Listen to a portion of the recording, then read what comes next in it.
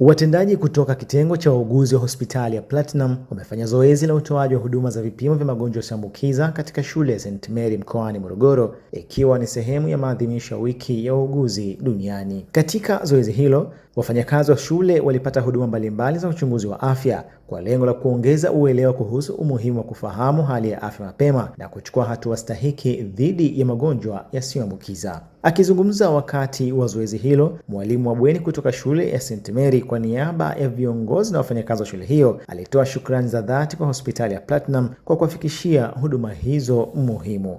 Aidha, alieleza kuwa watumishi wa shule wamefaidika kwa kiasi kikubwa kupitia elimu na vipimo vilivyotolewa katika zoezi hilo. Leo tumebahatika kupata wauguzi wa hospitali ya Platinum ambao wamefika kwa ajili ya kupima magonjwa yasiyoambukiza. Tumebahatika kama mimi binafsi nimepima pressure, nimepima uzito, nimepima diabetes, nimepima pia na ugonjwa wa ukimwi na nimepata majibu yangu.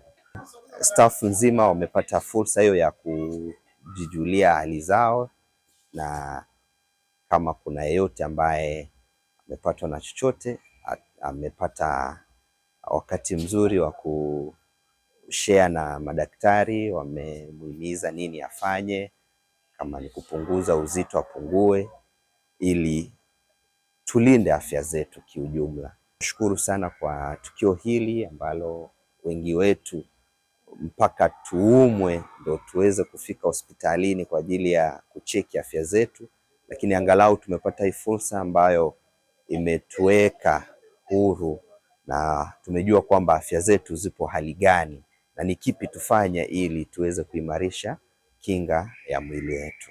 Nashukuru sana wana Platinum kwa kuja kwenu, tunawakaribisha tena na tena, muendelee kufanya hivi ili tuweze kulinda afya za Watanzania kiujumla. Kwa upande wake, mwakilishi kutoka idara ya wauguzi wa hospitali ya Platinum alieleza kuwa huduma hiyo imelenga kuendelea kuifikia jamii kwa kutoa elimu pamoja na vipimo vya afya sambamba na kuhamasisha watu kufanya uchunguzi wa afya mara kwa mara ili kujikinga na madhara yanayoweza kusababishwa na magonjwa yasiyoambukiza.